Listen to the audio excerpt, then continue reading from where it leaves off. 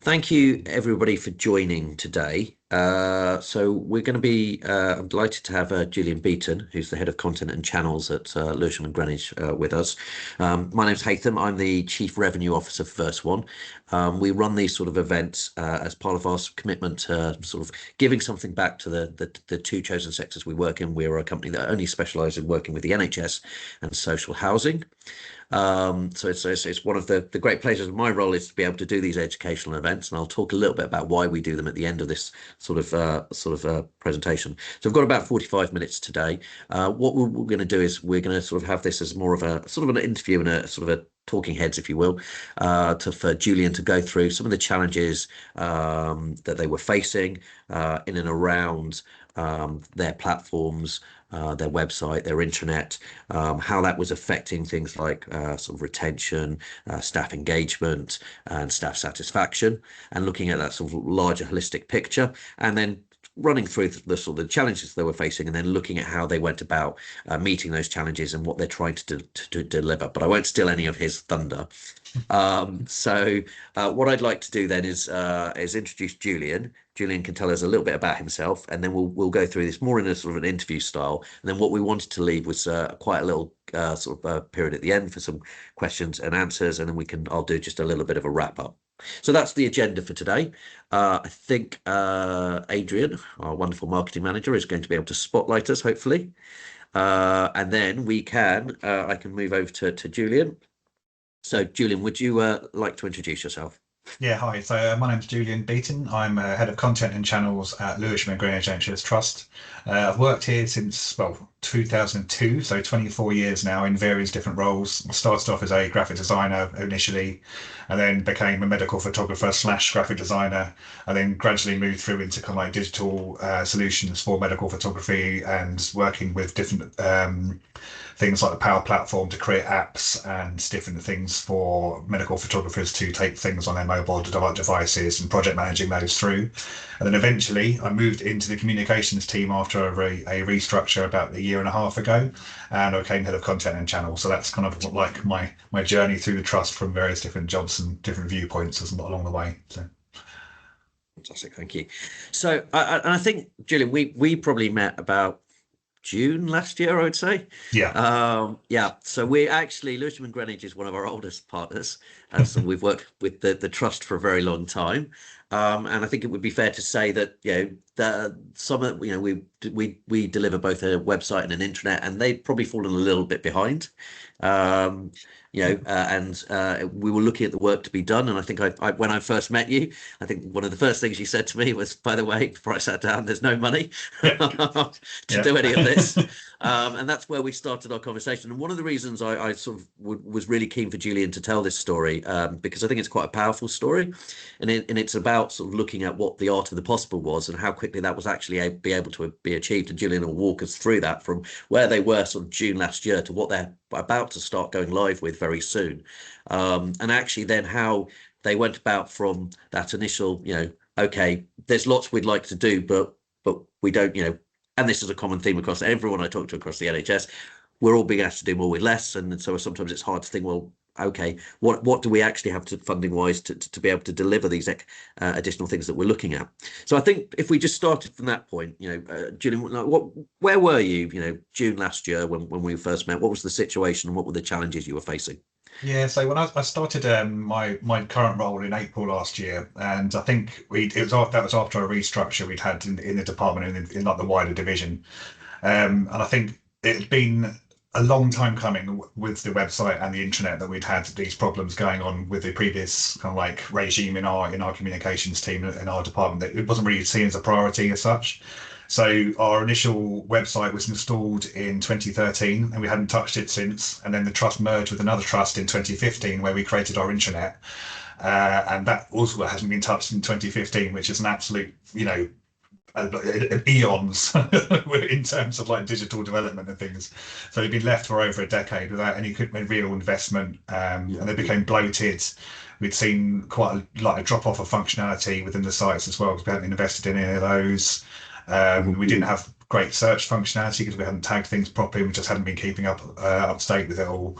And we had lots of teams in the trust who were like drifting away from our offerings. Essentially, they were going off to different things, like looking at SharePoint sites of their own, getting third-party applications in, like Olus, to host their files and their documents and things. And our website was for the public was also kind of like failing in many ways, because it was just like giving news information about the trust, whereas actually it wasn't really focusing on the patients and who we were supposed to be talking to. And all these things have kind of like been building up over a long time without anybody actually really looking at them. So we've kind of got into this kind of bit of a malaise with the website, really. So when I came to post, it was given to me to like look at what we can actually do here. And Dan, my account manager, Dan King, he contacted me, and I think he was quite delighted that there was actually someone to talk to, because we hadn't had that one point of contact for a long time. So we started up a conversation back then just to see what was actually possible at that time. So yeah. And I think that's, it's a common story, because I think, often things are deployed and we forget how quickly technology changes. If I just think about the size of my phone now, well, actually, it's got bigger.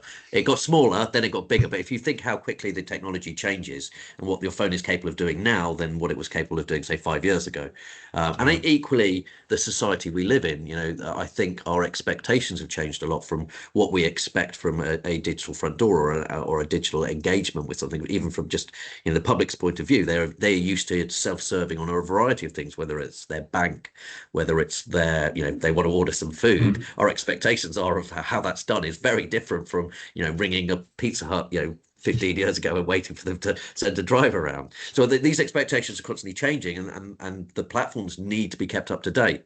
So I wonder as well, I was just going to ask a couple of questions around, obviously that's where your sort of your platform, your solutions get to you, and the impact that those things are having. What's the impact of when people start to disengage and build their own little empires and build their own little bits? How does that impact the wider trust? Yeah, it's difficult, because we have we try to aim for this single source of truth. So the internet's supposed to be the place where everyone goes to get information. Right. And like we're obliged to keep our guidelines up to date and our policies up to date and all those kind of things. And if you lose the engagement with the trust, and you lose the engagement with your users, and they go off and do separate things, you're fragmenting that kind of like that sense of truth, and you don't know what policies are up to date, what's real and what's not. So it's kind of like really difficult to kind of like pinpoint something which is actually true, and you need that single point.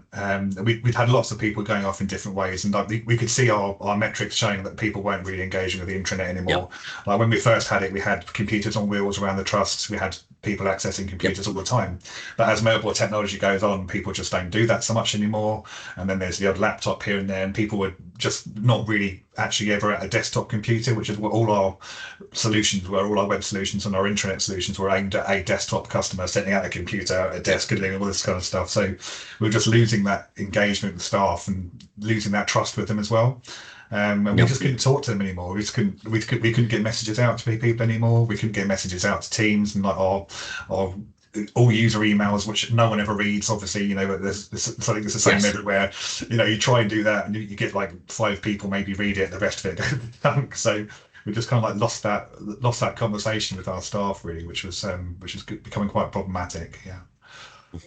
And were you sort of, just to sort of take a step back from that, with I know that sort of when we look across trust objectives around things like staff retention, staff satisfaction, and engagement, were the board aware of this? Were there objectives being put around this? Yeah, I mean, we have a real recruitment issue. I think everyone does in the NHS. Like recruitment and retention is really, really important for everybody, because it costs so much money to recruit people, and then actually retaining somebody is actually much more cost effective in the long run. And if you don't kind of like feel like you're engaging your staff and engaging your users, then you're not being able to speak to them. It just doesn't give them that kind of sense of like being part of the team, or part of ownership of the trust, or like ownership of their role, I think.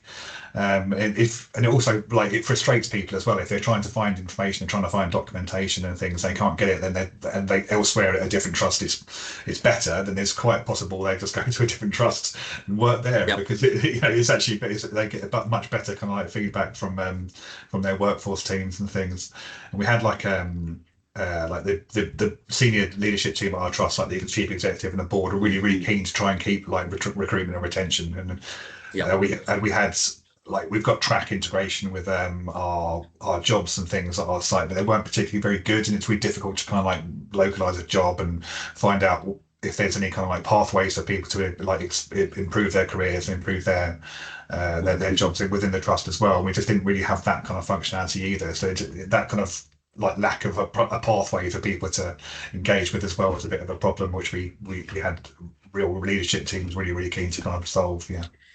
And did they see digital, your platforms, as being part of that solution at the time, or was that something that I think to bring up? Yeah, I mean, because we've got different divisions and things. So we've got the workforce division, which is now kind of like people and culture. And I think there's lots of different things that they've tried. So the workforce and culture teams tried their own kind of things, but I don't think communications really came into it until quite late on. I think it was just a bit of a bolt on. So they hadn't really seen it as a way of like doing that. But then now we're looking at what we're looking at now with our new refreshed website and intranet and things. Actually, they can see the benefit of what we're actually trying to do there, actually trying to engage people again, trying to bring them in. So actually it's a bit more of a holistic approach with the other divisions. Instead of just saying this is workforce's problem, they need to go and sort this out. Is actually we're working with workforce, and we're working with the communications team, and we're working with other like people, different people in the trust to kind of like have a much more kind of like overall kind of like view of how we bring people in and hold them there. Yeah. Brilliant. And you know, why hadn't you made these changes before? What was sort of the blockers, or what was stopping you making these changes before? I know when you came into the role, you had all these ambitions. What would you say were the big blockers at the beginning? Yeah, so I think there's lots of blockers really. So we had a bit of flux within the team. I think there was quite a lot of flux from the communications team before I joined, and so we didn't really have anybody as a single point of like, looking after the website and the internet. Plus, we're always being asked to save money. So communicate, like if anything happens, we're always get pushed back to the website, and the internet was always pushed back to the back of the list, as it always is. So you get that kind of block there, and there's various different kind of like priorities within our department, and it's quite a lot of the time we're putting out fires as opposed to pre-planning. And I think that was kind of the attitude we had previously, whereas actually now we've thought we need to start planning ahead a little bit more, and we need to start kind of like get grasping the nettle a bit earlier on things, because otherwise we are just going to be playing catch up all the time, and we'll never get around to that. And we had like a revenue, like our revenue for the current like web services that we had at the time was set in stone pretty much. We didn't have really capital to expand, so it's just kind of got stuck in that kind of malaise. But then as you go along and it gets later and later, then that problem starts to grow, and it gets bigger and bigger, and then it becomes even so much of a challenge that no one really wants to face it, and no one wants to do it at all, and it becomes too big to fight. So you kind of just hope it goes away, but it doesn't go away. It just gets worse and worse. No, like a very reactive approach, because you've got so much coming at you. I mean, did you fully understand at that point like how to put a business case in and how to access funding within that? Because again, often we get told we're being asked to cut costs, and sort of counterintuitively often by doing these things you will cut costs in the end. But was there an understanding within the department about how to do that, how to sort of access the funding to make these changes? Not so much, no. So like I say, when I first started the role, I was told we don't have any money, and then so I told Dan that we don't have any money. But I was quite lucky that I think Dan had also had another client within the NHS that he'd spoken to look at how look at the current offering that we have at the moment and see where we can actually get value out of that, as opposed to actually investing any more money. It was about looking at where we could pull value from the money that we were spending. So he went away, and I think he kind of like put together like a little bit of a proposal about like how like we could like amalgamate our two different installations, because we had a single installation for the website, and then we had a single installation for the intranet, and he was talking about how we could actually like maximize the a single installation for both of those things, and then use that money for elsewhere. And I think then he went away and spoke to you, and then you came in and showed us some more things, which you'll probably get into in a minute, I would imagine. But we didn't really know much about how we could access more money at that time. No, so it was quite easy, quite good to be able to talk to you guys.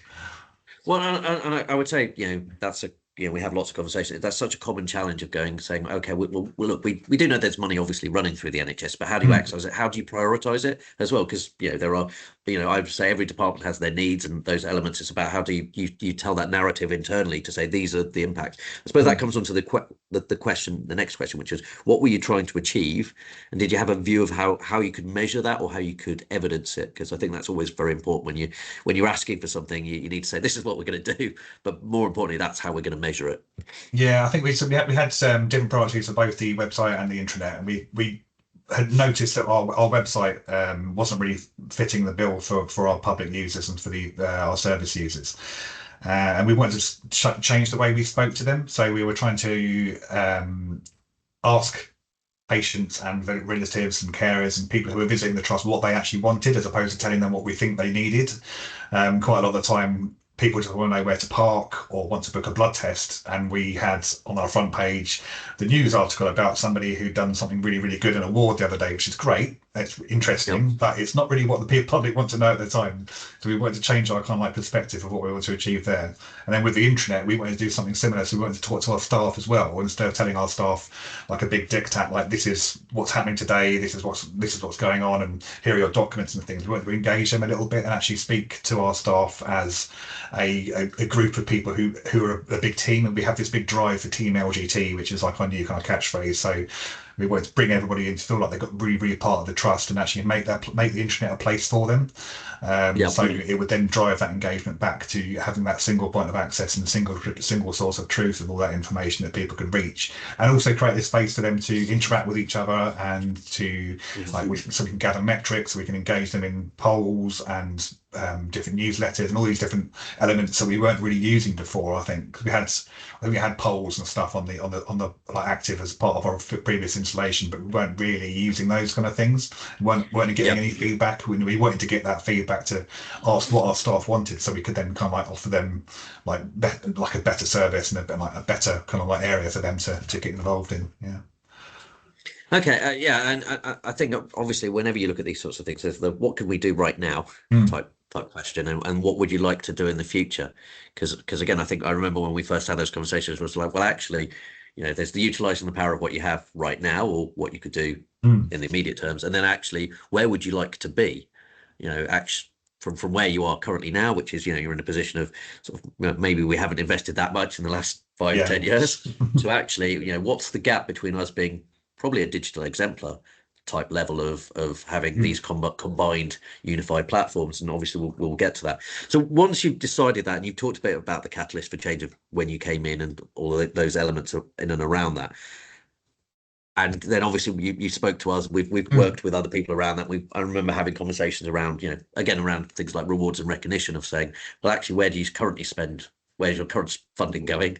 And where would you like your funding to go, and all those elements? And I'm sure you'll get to that point. But who do you internally, from a point of view, because I think it's really useful for other people, your peers, to understand, how did you approach someone for help internally to move this to the next stage? And who did you approach? Yeah, so I spoke to you after Dan came in with the initial proposal. I think we spoke to you about it, and you came in and you spoke to us about how we could develop the single installation on the platform to have everything if you wanted everything, but we could see where we had that first phase of the installation was going to be like making those two website and the intranet onto one place, so we could utilize the extra money to try and get a little bit more functionality. And that was something we had to do because we were at the point where it was no longer tenable to have those two different installations.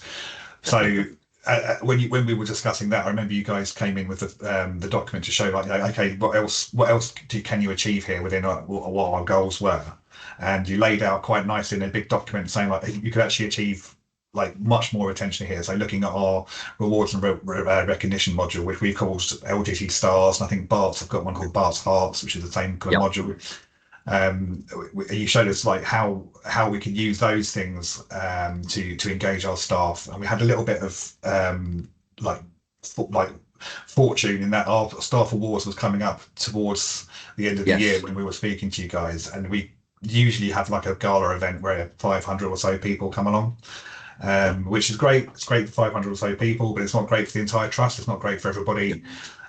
So we and within the current kind of financial climate as well, it's quite difficult to sell that as a value for money for people as well.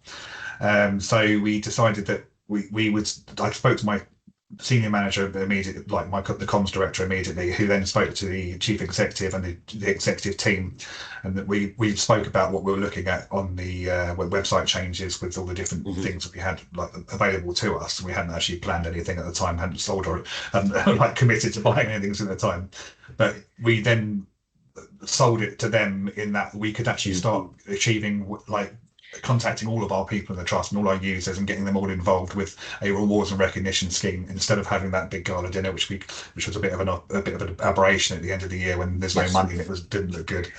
So they came back to us, and then we actually instigated that rewards and recognition module before anything else on our current platform, and that's been great because we've had over 1,000 people giving awards to people in the first month of use.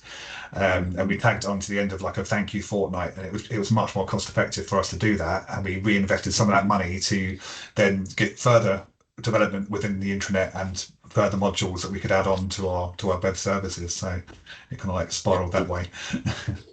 Well, I remember as well, because it was really useful for us, because I think we sat down when we put that proposal together for you and just looked at, well, what are the, we gave you a whole list of things that you could achieve and said, what are the top 5 things? And then once you'd done that, we sort of looked at, well, how could they be measured? So you've got that credible narrative internally. And then we put that into an options appraisal for you, which said, what if we did nothing? What if we did the minimum? And what if we did everything? Which I always think is a nice way that when you then engage, and I remember you engaging your higher levels, because actually then they can see all of the possibilities, all the risks and the advantages of those types of things. So okay, so once you've got all of that, right, so how did you find that process, the sort of the baseline data work that we did and the other elements of it, and how did you then turn that into an internal narrative to present, and what was the process around doing it? Yeah, it was really useful, because I remember when you came in, you spoke to I organised that meeting with our comms director, and I think that's the first time she'd met you, and we having it all laid out like that, and in that appraisal to show like the different options, like if we did nothing, if we did something, and if we did like the bare minimum, and if we did everything. It's really great to kind of like see it laid out in an actual like clear and concise, and with costs and different time and productivity savings as well. And that really sold it to my director. She was like, oh, thank God I've actually seen something like this, because usually you get people saying, oh, buy this, buy that, you get the kind of like backdoor kind of things like, have you thought about doing that? But actually seeing it laid out as a proposal like that was really, really useful for us. And then that kind of built the case for us to say, actually, we do need to do something here. We can't just do the bare minimum anymore. And seeing what we could do with just a relatively small amount of investment, and then kind of keeping the revenue kind of streams roughly the same going forward, it actually made much more sense to start looking at how we could kind of get that capital investment this year to do everything we possibly could in one go, and then reset ourselves at that point where we could then manage that going forward into the future, and then kind of build on the modular kind of like system and make sure we're using those pieces and developing those pieces as we go on, instead of leaving it to fester for another decade. So we had that conversation. I spoke to my comms director Artis, and she said, well, I think we can actually go and look at try and do the whole hog, really, because I think it's time to do that. Let's get ourselves into a position where we're actually going to be able to maintain this going forward. So we did. We went off and we took some money from our budget, and we rejuggled a few things, and then our staff awards didn't go ahead with the big gala dinner, so we had a little bit left over from that. So by hook or by crook, we managed to scrape together enough the capital investment to get the maximum thing. And then we took that to our trust operations group, our senior operations team, and we presented that to them, and they were all in agreement that actually something did need to be done. We couldn't do the bare minimum anymore, and we had to actually move on with something a little bit better. And it was really clear from that document and those processes that we said, look, we could do nothing here, but we're going to be in the same boat, and we can't wait another 5 or 10 years, because our staff satisfaction and our customer satisfaction and our user satisfaction is all going down, and it's just going to like flatline completely. So we had to do that. And and how long did that process take? It took about, so from when we first met Dan in April, May kind of time, and then you in June, I think it took about 3 months to get that sorted out. And we went through the different channels. We spoke to our procurement teams and our contracts managers teams and things about what we could do and how we could shift the money about. And we had all those approvals from the trust operations group. And then we kind of restarted work properly in September, I think it was, with the with the kickoff. So it's about three months from when I met you, I think. So about from June to September time, it took about 3 months, and then we've been going since September with all the different processes, with the engagement workshops, and all the different groups of people we needed to speak to. Yeah. And what's your solution going to look like once it all comes online? Yeah, so we're going to have we're merging the two installations into one installation. So that's the main thing. So we've got one platform which we can upgrade and we can develop in one go, which is great. And then that gives us our kind of like relatively stable revenue costs for the next few years, which weren't above what we were paying already. So we're going to have a new website, which is really, really patient focused and really user focused. So we're asking people what they want to do when they first come to the website, the public website, instead of saying, this is what we're doing. We're actually saying, like, where do you want to go? What do you want to do? We're bringing together our community and our acute services as well in one place, because we're a community and an acute provider. So we hadn't done that previously as well, because we'd acquired the community teams again through a merger in the last decade or so. So trying to put all these things into one pot, so we actually kind of like we're much more representative of who we are as a trust on a public level now. And then internally as well, we've got the new intranet coming out. We're going to focus. We've been focusing that onto staff as well. And the biggest thing we're really looking forward to is trying to get that user engagement back and trying to get our staff like speaking to us again and speaking to each other, which is what they're doing through the rewards and recognition module as well. They're actually speaking to each other. So the messages they're sending to people when they're offering each other a star is great, and then people can reply to that. So we're getting that interaction back, and that's going to drive up our numbers as well. And it's going to create that single space for everything to be hosted, all our documents and policies, and get that back up and running properly again. And then we're going to have the biggest thing I'm really, really excited about is having that progressive web app as well. So we can put the actual intranet back in people's pockets, because that was one of the biggest complaints we had.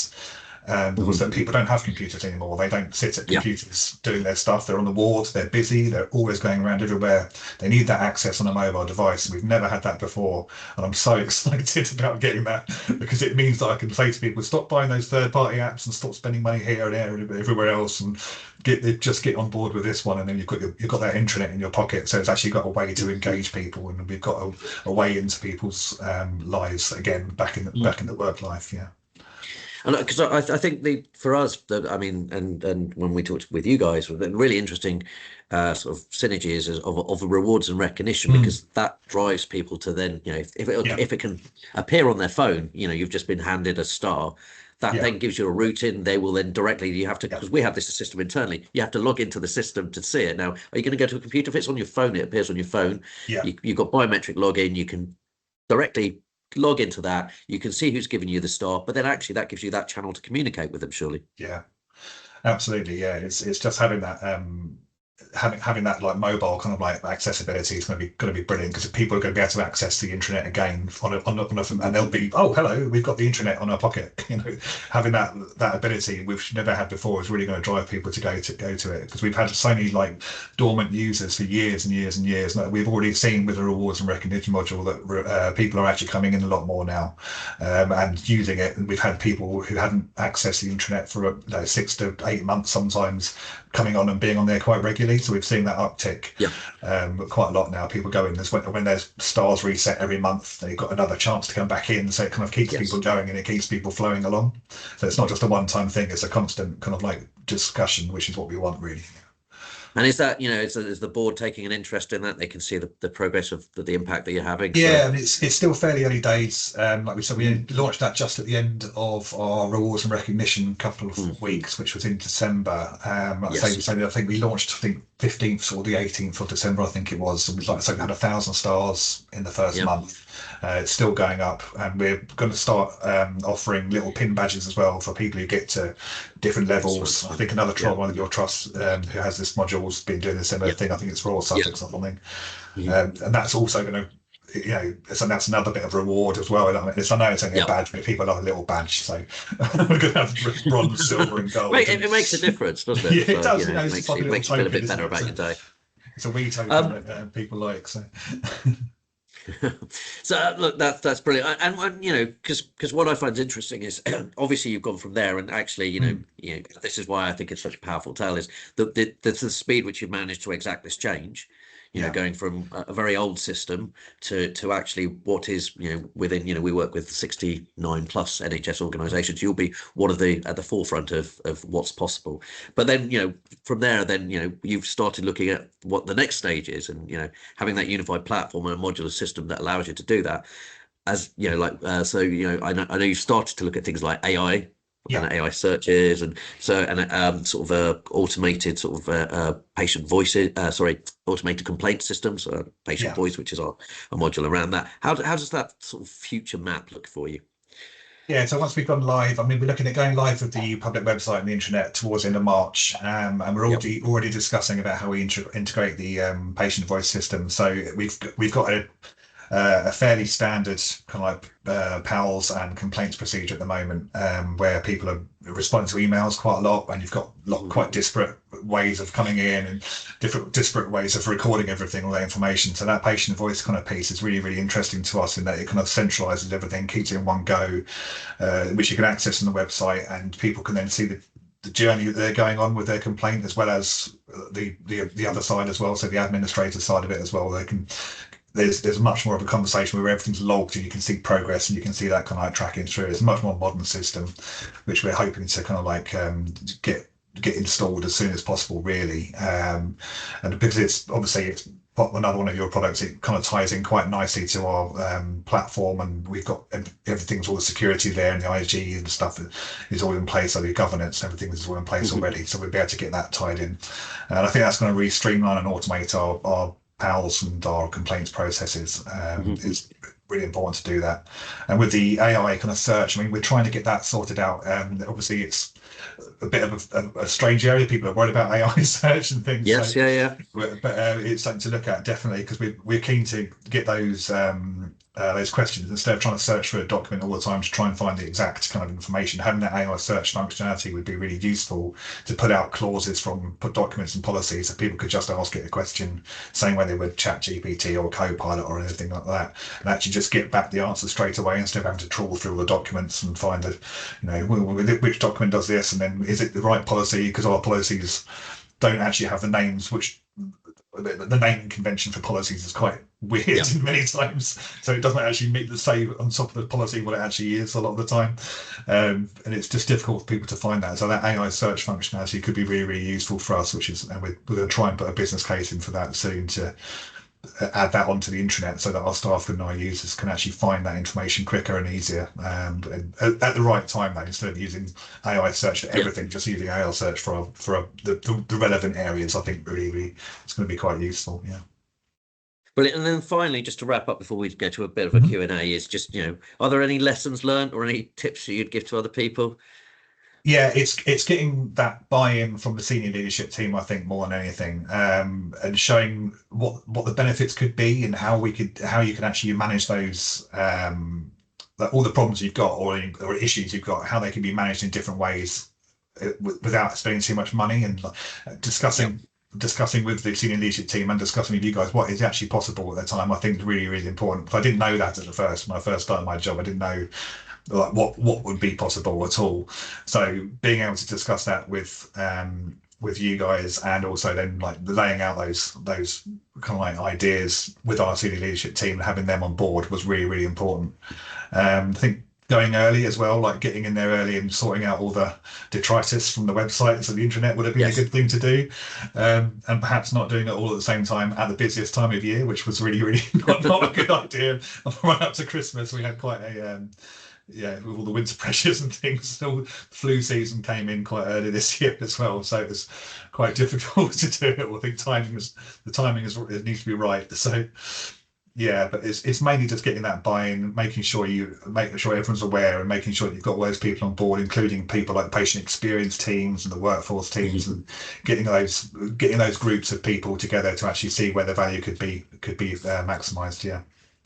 Brilliant. Thank you so much for that. Right. So just I'm conscious of our time and everyone's time today, so I'm just going to open it up to the floor if there are any questions. See how shy everyone is today. There we go. Victoria. Yeah, my question's really leading on from what you've just mentioned. So you've talked about kind of like getting buy-in from senior people.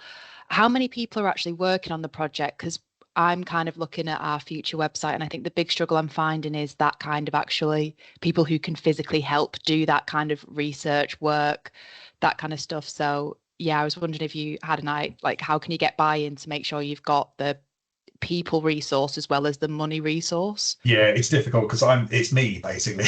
Okay, that's not the answer I wanted. Yeah, no, so, but I had help in that after we had our restructure. So Claire, who was our communications director, she was one of her main things to sort out when she started the role at our trust. She started about 2 or 3 years ago now, was to sort out the website. That was one of the first things she thought as a user, because she lived in the local area beforehand. She'd seen the website and then got the job at the trust and was like, this website is no good, we need to sort this out, we need to fix this. So she was on board from the start, and then I spoke to her about like what we needed to do, and then together we kind of took that to our executive team. But in terms of actually like the logistics of sorting out all that research and things, we didn't have a great deal of people. It's literally just me and Claire, and so luckily VerseOne helpfully produced that document for us with the they've got like a templated kind of thing to show the value and productivity times for things like searches for documents and policies and all those things. So you can actually plug in your data to these particular kind of like templates and see how much you could be saving elsewhere, which kind of makes that case more compelling. So half the work had already been done for us, which is really, really good. And we were just thinking, okay, we've got 7,500 staff. Say they're all looking for a document which is taking 2 minutes a day, and we can shave a minute off of that, then we're saving this many minutes, etc., etc. And that was really easy to kind of like put into practice with that document which we had from Haytham and VerseOne. Yeah. We'd be quite happy to share all that and set up appointments just to do that in and around that. I think Fiona came through with a question to see if we could see the mobile app. I'd be more than happy to show you examples of how that works, probably in the interest of time, because I can't spin it up right now. Yeah. And I don't have it to my fingertips, but we can definitely do that individually if you're interested in seeing elements of how that works, what it would look like. But it will have all the functionality of your intranet in an app like form, and we can definitely show you how all of that works. I think there were two. What was the next question that came through? Sorry, I just need to see my chat whilst I'm doing this. And we can also show you how the rewards and recognition program. Okay, so yes, the other question was, can we hear more about the rewards and recognition program? Again, we'd be more than happy to do that in and around how that works. It is, it can tie in with the ones that you currently have. It's stars for Lewisham and Greenwich. It's hearts for Barts. Some people have linked it to prizes, some people haven't. We've actually found those that have linked it to prizes, actually they've said to us they'd prefer if they hadn't done that to begin with, because actually it's the value of just being seen. And we've got some good case studies around that, and we're hoping Julian will get a great case study out of you once you've had it for a bit longer. Yeah, I mean, I'm happy to talk to anybody about it if anybody wants to email, but by all means do contact. I can show you what we've been doing. I say it's still early days for us, but we're more than happy to show what we've been doing. Yeah.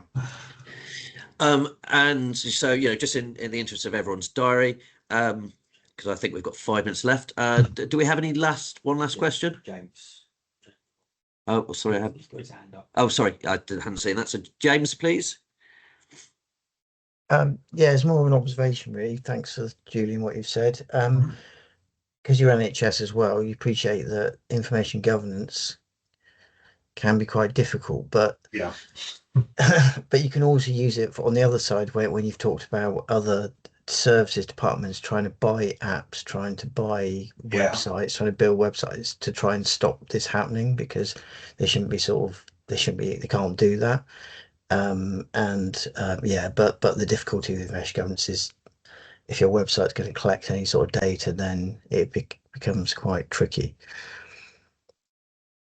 Yes, I mean, the VerseOne site solution, I think you guys have already got all the different information governance protocols in place. Yes. I can't remember the numbers, what they are, but there's different things, isn't there? Cybersecurity, all the IGs, all DPIAs, and again, it's something you can talk around. What you're using data for, how that's done, but it's all within the guidance of of what's required and what the legal requirements are, and above that, and equally, something very important as well. It's the security side of it as well. So because we know, unfortunately, we live in an ever more dangerous world, certainly in the cybersphere, and that's something that's really important when you look at any of these sorts of projects. I think there was a question, was how long has the project taken you?